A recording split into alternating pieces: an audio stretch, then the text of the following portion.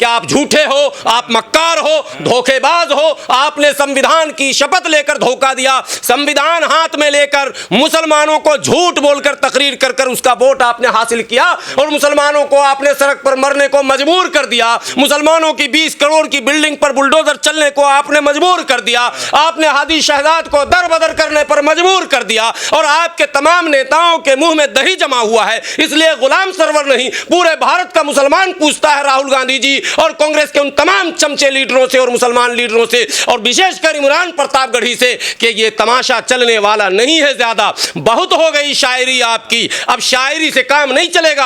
आपको ये बताना पड़ेगा कि संविधान मिट रहा था और मुसलमानों को टारगेट किया जा रहा था, निशाना बनाया जा रहा था और आप खामोश थे। राहुल गांधी जी, संविधान आपसे न बच पाएगा। संविधान ने कहा ही नहीं कि भारत के हिंदू, भारत के मुसलमान, भारत के सिख, भारत के ईसाई, भारत के बौद्धिस्ट, भारत के जैनी, ये तो नहीं कहा संविधान ने। संविधान ने कहा हम भारत के लोग। महाराष्ट्र में एक बड़ी रैली लेकर जाई गई, दूर से दूर तक ये तस्वीरें आप देख सकते हैं, कारें ही कारें दिख रही थी और इसका प्रतिनिधित्व पूर्व सांसद एआईएम के इम्तियाज जलील कर रहे थे। तमाम सवाल ये उठ रहे हैं कि इस रैली की आड़ में क्या करने का प्रयास किया जा रहा है। हालांकि ये सबको पता है कि जो नबी की शान में गुस्ताखी हुई थी उसको लेकर, गिरफ्तारी को लेकर ये यात्रा निकाली गई थी। लेकिन सवाल ये भी है, लोग ये कह रहे हैं कि एक तरफ तो मुसलमान डरा हुआ है और डरा हुआ मुसलमान अगर सड़क पर इस तरह आ जाता है तो सोचो अगर डर ना हो तो फिर मुसलमान क्या करेगा। ये मैसेज भी सोशल मीडिया पर चल रहे हैं। हाफिज गुलाम सरवर जी हमारे साथ हैं, आप डरे हुए भी हैं और इतनी भारी मात्रा में यात्रा निकाल रहे हैं। सबसे पहले शेर महाराष्ट्र इम्तियाज जलील साहब को हम मुबारकबाद पेश करते हैं कि एक सन्नाटा था, एक उदासी थी, एक मायूसी थी मुल्क के मुसलमानों के बीच, ख़ास करके नौजवानों के बीच। ये लग रहा था CA/NRC के बाद कि मुसलमानों की कमर तोड़ दी गई है और कानून की आड़ में मुस्लिम नौजवानों को अपंग बना दिया गया कि वो सड़क पर किसी मुद्दे को लेकर नहीं उतरेंगे। सवाल ये पैदा होता है कि आपने मौलाना मुफ्ती सलमान अज़हरी को गिरफ्तार कर लिया। क्यों किया साहब? इसलिए कि वो किसी विशेष समुदाय के भावनाओं को उन्होंने आहत किया। यही तो है। AK-47 तो नहीं था उनके पास, AK-56 भी नहीं था, गाली भी उन्होंने नहीं बकी किसी को, लेकिन उनके तकरीर से, उनके उस शेर से एक ख़ास समुदाय के भावनाएं जो है वो आहत हुई थी। इसलिए उनकी गिरफ्तारी हो गई। और जानते हैं गिरफ्तारी जिस कानून में की गई है वो ऐसा है कि अब तक उनके रिहाई का कोई रास्ता नहीं निकल पा रहा, यानी उनकी ज़मानत नहीं हुई। ठीक है, मौलाना कलीम सिद्दीकी को आपने गिरफ्तार कर लिया, मौलाना उमर गौतम को आपने गिरफ्तार कर लिया, सबको जेल भेज दिया, सज़ा भी तय कर दिया आपने। तो फिर मौलाना में और पंडित में अंतर क्यों? भाई अपराध तो अपराध है, कानून तो सबके लिए बराबर है, क्या मुल्ला क्या पंडित। कानून में ये तो है ही नहीं कि हिंदू के लिए अलग, मुसलमान के लिए अलग। तो जो रामगिरी ने बात कही है वो क्रिमिनल ऑफेंस है या नहीं, सवाल एक। दूसरा, इससे भी बड़ा सवाल कि रामगिरी के इस बयान के बाद विरोध ज्यों शुरू होता है तो महाराष्ट्र के मुख्यमंत्री एकनाथ शिंदे ये कहते हैं कि मेरे रहते हुए कोई बाल बांका, ये संवैधानिक पद पर रहकर कोई मुख्यमंत्री बोलेगा? इसका मतलब कोई बलात्कार भी करेगा तो भी आप कहोगे कि बाल बांका नहीं होगा। वो भी देखा गया है, देखा भी गया है। अरे भाई, भाजपा में वो चिन्मयानंद किए तो बाल बांका हुआ क्या? किसान पर थार चला दिया तो बाल बांका हुआ क्या?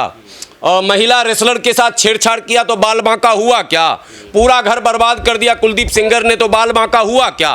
तो ये तो भारत के लोगों को समझना होगा कि संवैधानिक पद पर रहकर जो लोग संविधान द्वारा दिए शक्तियों के दुरुपयोग किए कर रहे हैं और अपराधी के पक्ष में समय से पहले, अरे भाई ये काम पुलिस का था, प्रशासन का था, कोर्ट का था, अदालत का था, वो ये फैसले करती कि आया रामगिरी के इस बयान से कोई क्रिमिनल मामला बनता है या नहीं बनता है, कोर्ट तय करती, लेकिन मुख्यमंत्री पहले तय कर देते हैं। एक तो ये मसला था। दूसरा मसला ये था कि अकबरुद्दीन ओवैसी ने एक बयान दिया था किसी वक्त में कि 15 मिनट के लिए अगर पुलिस हटा लो तो हम दिखा देंगे 1 करोड़ और 20 करोड़, जो भी बयान था। कार्रवाई हुई, गिरफ्तारी हुई, सबको पता है, सारे दुनिया को पता है, कोर्ट में मामला गया, गिरफ्तार हुए, सब कुछ हुए। सेम वही बयान नीतीश राणे ने दे दिया। 24 घंटे पुलिस हटा दे तो हम तुमको भी निमट देंगे, मस्जिद में घुस के मारेंगे। ये सारे बयान। नीतीश राणे पर कार्रवाई क्यों नहीं? तो ये कार्रवाई के मामले में आप अगर हिंदू मुस्लिम करेंगे तो भैया संविधान फिर कहाँ रहा? तो जो आरोप लगाए जा रहे थे कि ये सरकार अगर पूर्ण बहुमत की आएगी तो संविधान मिटा देगी, वो आरोप लगाए नहीं जा रहे, वो तो सिद्ध हो रहे हैं। लेकिन जो लोग आरोप लगा रहे थे, जो लोग संविधान की प्रति लेकर घूम रहे थे, उनकी चुप्पी पर मेरा ये सवाल है कि राहुल गांधी जी, नीतीश राणे के ये बयान को आप क्रिमिनल एक्टिविटी मानते हैं या नहीं मानते हैं? आप बाबा रामगिरी के इस बयान को आपराधिक मानते हैं या नहीं मानते हैं? आप एकनाथ शिंदे के ये बयान के कोई मेरे रहते हुए बाल बांका नहीं कर सकता है, इसको आपराधिक मानते हैं या नहीं मानते हैं? और कांग्रेस वहां विपक्ष में है तो कांग्रेस क्यों नहीं इस मुद्दे को उठाई? ये एक सवाल मेरा हुआ। जरूरत पड़ी वो क्यों नहीं गई? अगर कांग्रेस उठा लेती, अगर कांग्रेस हंगामा कर देती, अगर कांग्रेस इस बात को सड़क पर लेकर आ जाती तो हिंदू मुसलमान नहीं होता। पॉलिटिक्स वर्सेस पॉलिटिक्स, संविधान बचाओ और संविधान मिटाओ, गैंग में टकराव होता। जो लोग संविधान के समर्थक थे वो कांग्रेस के साथ खड़े हो जाते, मैटर सॉल्व हो जाता। कितनी बड़ी बात होती। तो जो आपने चुनाव में कहा था वो सिद्ध हो जाता कि देखो जी, संविधान बचाने के लिए कल भी हम थे, आज भी हम हैं और कल भी हम रहेंगे, ये संदेश जाता। लेकिन संदेश गया कि आप झूठे हो, आप मक्कार हो, धोखेबाज हो, आपने संविधान की शपथ लेकर धोखा दिया, संविधान हाथ में लेकर मुसलमानों को झूठ बोलकर तकरीर कर कर उसका वोट आपने हासिल किया और मुसलमानों को आपने सड़क पर मरने को मजबूर कर दिया। मुसलमानों की 20 करोड़ की बिल्डिंग पर बुलडोजर चलने को आपने मजबूर कर दिया। आपने हादी शहजाद को दरबदर करने पर मजबूर कर दिया और आपके तमाम नेताओं के मुंह में दही जमा हुआ है। इसलिए गुलाम सरवर नहीं, पूरे भारत का मुसलमान पूछता है राहुल गांधी जी और कांग्रेस के उन तमाम चमचे लीडरों से और मुसलमान लीडरों से और विशेषकर इमरान प्रतापगढ़ी से कि ये तमाशा चलने वाला नहीं है। ज्यादा बहुत हो गई शायरी आपकी, अब शायरी से काम नहीं चलेगा। आपको ये बताना पड़ेगा कि संविधान मिट रहा था और मुसलमानों को टारगेट किया जा रहा था, निशाना बनाया जा रहा था और आप खामोश थे। तो फिर मैं कैसे मानूं कि आप संविधान बचाएंगे?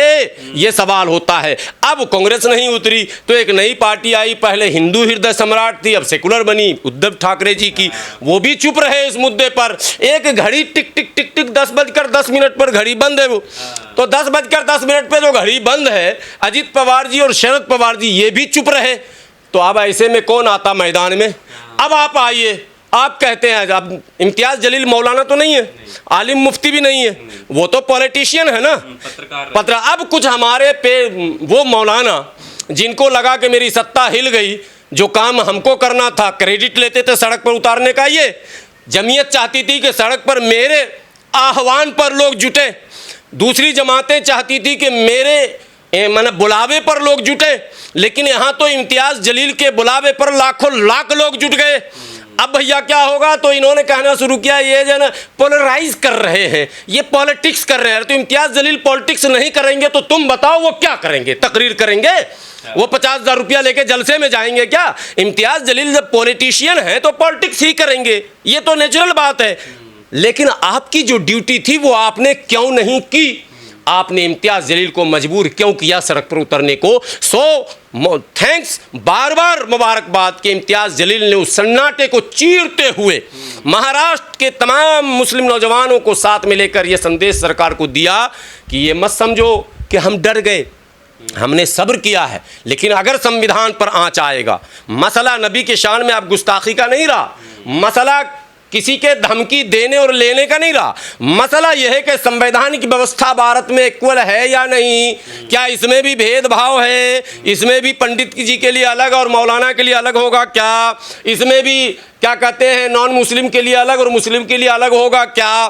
तो ये बर्दाश्त नहीं किया जाएगा। इसलिए नीतीश राणे को इमीडिएट गिरफ्तार किया जाए और बाबा रामगिरी, बाबा नहीं बोलना चाहिए, सॉरी, रामगिरी को इमीडिएट गिरफ्तार किया जाए। इस मांग को लेकर एक ऐतिहासिक भीड़, शांतिपूर्ण भीड़, बिल्कुल पुरअमन एहतजाज जिसे कहते हैं, संविधान की कॉपी लेकर और ये उन्होंने बयान दिया कि मैं ये संविधान की प्रति मुख्यमंत्री को समर्पित करूंगा और उन्हें कहूंगा कि इसको पढ़ लीजिए। अब पढ़ के देख लीजिए कि we the people of India जो कहा गया है, क्यों कहा गया। हम भारत के लोग, हम सब एक संविधान ने कहा ही नहीं कि भारत के हिंदू, भारत के मुसलमान, भारत के सिख, भारत के ईसाई, भारत के बौद्धिस्ट, भारत के जैनी, ये तो नहीं कहा संविधान ने। संविधान ने कहा हम भारत के लोग, और हम उसमें जितनी मैंने बातें लिखी है, जो आप प्रेम्बल में पढ़ते हो, जो प्रस्तावना है भारतीय संविधान का, वो तो आत्मा है।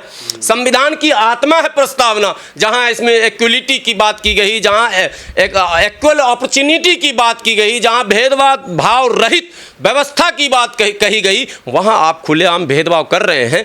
तो लोग चुप अगर हैं, तो जो चुप हैं वो डरे हैं, जो चुप हैं वो डरे हैं, सहमे हैं, उनका मौन समर्थन है, चाहे वो राहुल गांधी हो या कोई भी हो, इनका मौन समर्थन है संविधान मिटाने वालों का। संविधान मिटाने वालों को सपोर्ट है इनडायरेक्टली चुप रहना, और जो बोल रहा है वो संविधान समर्थक है, वो संविधान को बचाना चाहता है, वो संवैधानिक व्यवस्था बनाना चाहता है, वो डेमोक्रेटिक सेटअप को स्ट्रांग करना चाहता है, इसलिए वो बोल रहा और सड़क पर आया है। इसलिए इम्तियाज़ जलील ने जो इतिहास रचा है उसके लिए पूरे देश से बधाइयाँ मिल रही है। और सिर्फ मुस्लिम नहीं, वो नॉन मुस्लिम भाई हमारे जो संवैधानिक व्यवस्था पर विश्वास रखते हैं, जो चाहते हैं कि इस देश में संवैधानिक व्यवस्था हो, वो भी समर्थन कर रहे हैं और वो भी कह रहे हैं कि बहुत अच्छा किया आपने, सो वेरी गुड गो, और नेक ख्वाहिशात हमारी है, अल्लाह आपको और तरक्की दे। ये जो कहा जा रहा है कि डरी हुई कौम की ये हालात है, तो क्या डरी हुई कौम है या जज्बात है? नहीं, डराया तो जा रहा है, लेकिन लीडर तो चाहिए ना। लीडर ही तो, देखिए ये मुनहसर करता है, पहले लीडर डरता है तब आवाम डरती। तो लीडरान हमारे जो थे, जो हाँकते थे हमको, जो हमारे ट्रेडिशनल लीडर थे, बाप दादा परदादा वाले, बार बार मैं उनका नाम लेता हूँ तो मुझे अच्छा नहीं लगता, लोग समझदार हैं, समझ रहे हैं, ये वाकई डर चुके थे। ये तो मोहन भागवत के यहाँ सजदा करने जा चुके हैं, ये तो क्या कहते हैं तमाम संघ के नेताओं से मीटिंग कर चुके हैं, ये योगी जी की भी तारीफ टीवी पर करते हैं जमकर। अगर गुलाम सरवर किसी मुद्दे पर कह दे तो भाजपा का एजेंट, और अगर आप कह दो, देखिए कद समझिए, मैं कहाँ तू कहाँ। भाई आप मोदी जी की तारीफ कर रहे हो, आप भाजपा को वोट देने की अपील कर। 2014 में महमूद मदनी साहब ने ऑन रिकॉर्ड भाजपा को वोट देने की अपील की थी, जब ज़रूरत नहीं थी, हम लोगों ने विरोध किया था। तब जब मोदी जी ने कुछ काम किया तो उस 2-4 काम में एक काम अच्छा किया तो हमने सब सपोर्ट कर दिया, लेकिन इन्होंने तो 2014 के चुनाव में सपोर्ट कर दिया था। इन्होंने गुजरात मॉडल की तारीफ कर रखी थी। तो ये डरे सहमे ट्रेडिशनल लीडर जो थे हमारे, जिनको देखकर आवाम भी खामोश थी, डरी नहीं थी, खामोश थी। उसके बाद जो अब इम्तियाज़ जलील साहब आए तो अब ये जान लीजिए इनकी सत्ता खिसक गई है, कहते डरते से पल्ला से। हाँ, तो अब ये लोग MIM के उस शेर लीडर के पीछे लग गए, और जमीयत के लोग भी वहाँ उनके पीछे खड़े थे, जमात के लोग भी उनके पीछे खड़े थे, कांग्रेसी लोग भी उनके पीछे खड़े थे, सारे दल के लोग, सब नौजवान समझ गया ये सब निकम्मा है, नाकारा है, इससे कुछ ना होने वाला है, तुझसे ना हो पाएगा राहुल गांधी जी, संविधान आपसे ना बच पाएगा, संविधान बचाने के लिए तो अब इम्तियाज़ जलील जैसा ही शेर चाहिए, और इमरान प्रतापगढ़ी जी आपसे तो शेर के अलावा कुछ ना हो पाएगा। सो शेर लिखिए, शायरी कीजिए, सियासत छोड़ दीजिए, इसी में आपकी भी भलाई है। और आप इम्तियाज़ जलील साहब से जाकर रोज़ाना 1-आधे घंटे का कोर्स ले लिया कीजिए, तरबियत ले लिया कीजिए कि लीडरशिप जो हो वो कैसा होना चाहिए, ख़ास करके माइनॉरिटी का लीडर कैसा होना चाहिए। ये इम्तियाज़ जलील ने साबित किया इस रैली से।